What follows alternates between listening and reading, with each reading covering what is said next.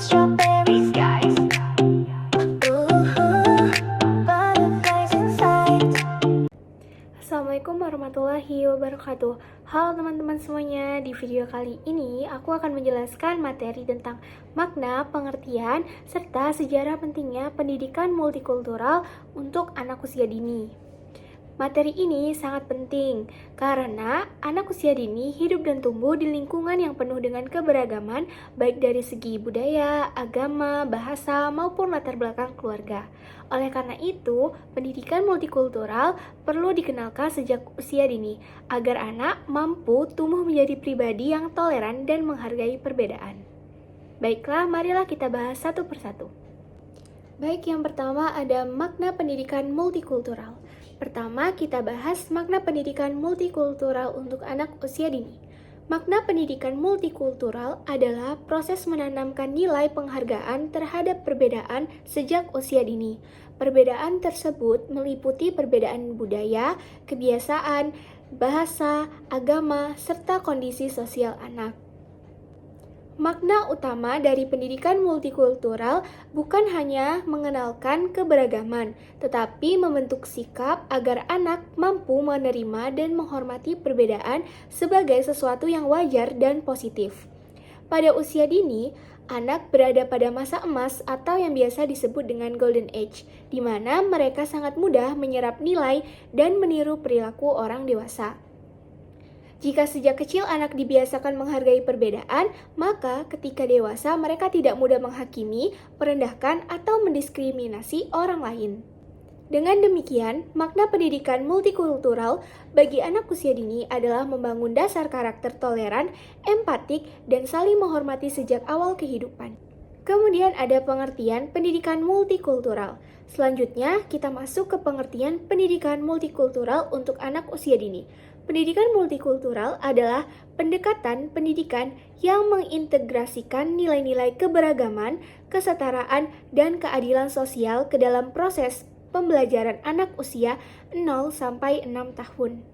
Dalam konteks PAUD, pendidikan multikultural tidak diberikan melalui ceramah, melainkan melalui kegiatan bermain, bercerita, bernyanyi, interaksi sosial, dan pembiasaan.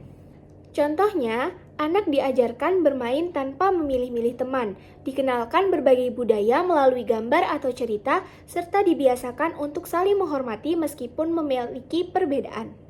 Kemudian yang ketiga ada sejarah pendidikan multikultural.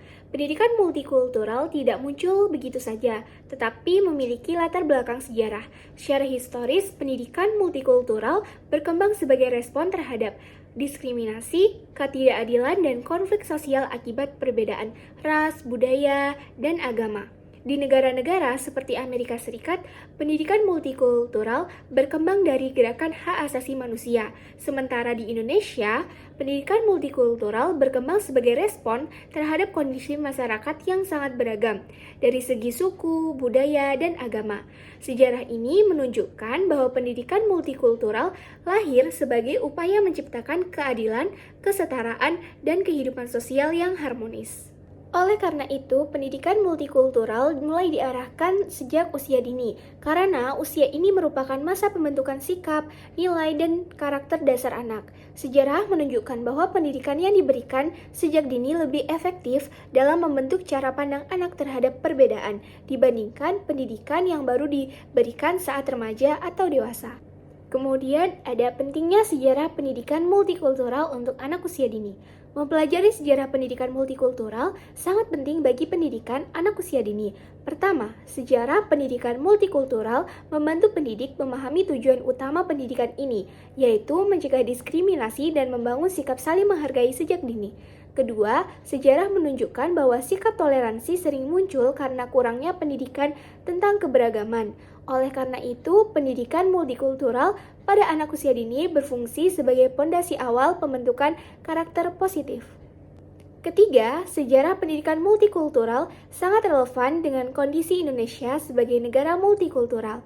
Dengan memahami sejarahnya, pendidik PAUD dapat menerapkan pendidikan multikultural sesuai dengan nilai-nilai lokal seperti toleransi dan gotong royong. Keempat, pendidikan multikultural sejak dini dapat mencegah munculnya sikap diskriminatif seperti mengejek, perbedaan, atau memilih-milih teman. Dengan demikian, sejarah pendidikan multikultural menjadi dasar penting dalam membentuk anak yang mampu hidup berdampingan secara damai dalam masyarakat yang beragam. Baiklah, sebagai kesimpulan, pendidikan multikultural untuk anak usia dini memiliki makna sebagai upaya menanamkan sikap toleransi dan penghargaan terhadap perbedaan sejak usia emas. Itulah tadi beberapa penjelasan yang dapat saya sampaikan. Semoga bermanfaat untuk teman-teman semua. Saya akhiri, wassalamualaikum warahmatullahi wabarakatuh. Sampai jumpa.